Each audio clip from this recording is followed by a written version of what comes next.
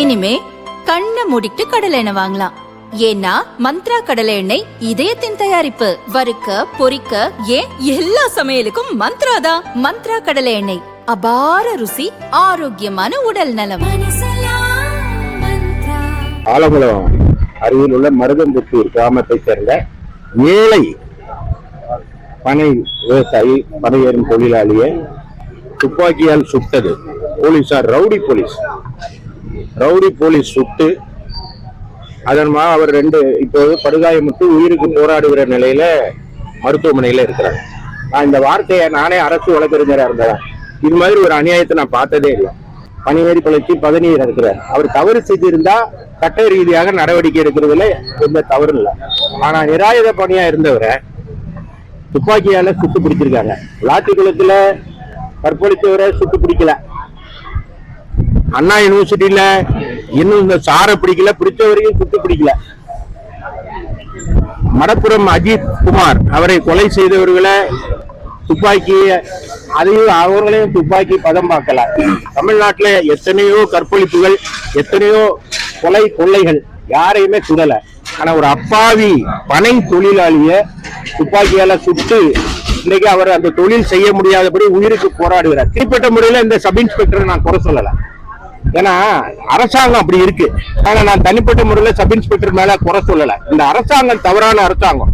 அதனாலதான் இதுவரை அரசு தரப்புல யாராவது பாத்திருக்காங்களா? ஐயா, இந்த மாவட்டத்துக்குன்னு ஒரு அமைச்சர் இருப்பாருல்ல, இருக்காரா? எம்எல்ஏக்கள் இருந்திருப்பாங்கல்ல. இந்த ஆலங்குளம் தொகுதி எம்எல்ஏ பார்த்தாரா? மனோஜ் பாண்டியன் பார்த்தாரா? பார்க்கல. இந்த பொறுப்பு அமைச்சர் இருப்பாங்களா, பார்த்தாங்களா? இல்ல. கல்வெட்டு திறக்கிறதுக்கு, கட்டடத்தை திறக்கிறதுக்கு, ரோடை ஓபன் பண்றதுக்கு, கமிஷன் வாங்குறதுக்கு மட்டும் ஓடோடி வந்துருவாங்க. ஆனா ஒரு அப்பாவி ஏழை தொழிலாளி, பனையேறும் தொழிலாளிக்கு இந்த நிலைமை. அவரை பார்க்கல. ஆனா ஏற்கனவே ஒரு போலீஸால தாக்கப்பட்டு படுத்திருக்காரு. அவரை பார்க்க கூடாது அப்படின்னு தடுக்கிறாங்க. எனக்கு தெரியல இது எங்க இருந்து உத்தரவு வருதுன்னு தெரியல. நீங்க ஹிட்லர் அரசாங்கத்துல ஜெஸ்டபோன்னு ஒரு போலீஸ் இருக்கும். அவங்க அந்த ஜெஸ்டபோ போலீஸா தமிழ்நாடு மாறிட்டான்னு எனக்கு ஆச்சரியமா இருக்கு. இன்னும் 15-20 நாள்ல அதிமுக அரசாங்கம் தமிழ்நாட்டுல இதே போலீஸை வச்சுதான் அரசாங்கம் நடத்த போறோம். கடந்த 10 வருடங்களா, இதுக்கு முன்னாடி 10 வருடங்களா இந்த போலீஸ் வச்சுதான். அப்போ அப்படிலாம் நல்லா இருந்த போலீஸ் ஏன் இப்படி மாறினாங்க அப்படின்னா அரசாங்கத்தை நடத்துவதோட தவறு இருக்கு. இதுல இன்னும் காம்பன்சேஷன் எதுவுமே கொடுக்கல. யாருமே அரசாங்கம் தரப்புல பார்க்கல. எந்த தைரியத்துல ஓட்டு கேட்கலான்னு திமுக அரசாங்கத்துல இருக்கிறவங்க நினைக்கிறாங்கன்னு எனக்கு தெரியல. மக்கள் கொந்தளிக்கிறாங்க. நியாயம் அநியாயம் ஒரு புறம் இருக்கட்டும், ஒரு மனிதாபிமானம் வேண்டாம், பார்க்க வேணாம். இதுவரை பார்க்கல. ஓடி ஓடி போய் பாப்பீங்களா? எல்லா ஊர்லயும் போய் பாப்பீங்களா? இப்பவே இங்க வரல. நான் ஒரு நாடாளுமன்ற உறுப்பினர், நான் பார்க்க வந்திருக்கேன். டாக்டர் பார்க்க கூடாதுன்னு சொல்லி இருக்காருன்னு எனக்கே உத்தரவு போட்டா. டாக்டர் அப்படி சொல்லல, டாக்டர் அனுமதித்தார், நான் பார்த்தேன். ஆனா போலீசார் அதை தடுக்கிறாங்கன்னா எதுக்கு பயப்படுறீங்க?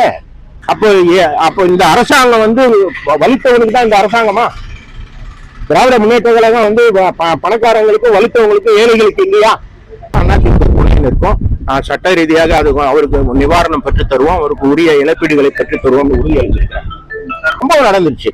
அப்ப அதுக்கு பொறுப்பேற்று ஏதோ நடந்துருச்சு, நாங்க நீதி விசாரணை நடத்துறோம், தவறுக்கு வருந்துகிறோம்னு அரசாங்கம் சொல்லியிருக்கா? ஸ்டாலின் சொல்லியிருக்காரா? அதுல நடந்துகிட்ட மனிதாபிமானமற்ற முறை, அதாவது இரக்கமே இல்லாம மனிதாபிமானமற்ற முறையில நடந்துகிட்டதான் செயலை நாங்கள் கண்டிக்கிறோம். அதான் பார்க்க விட மாட்டேன்னு சொன்னா இது துப்பாக்கி சூடோட மோசமா எல்லாம் இருக்கு.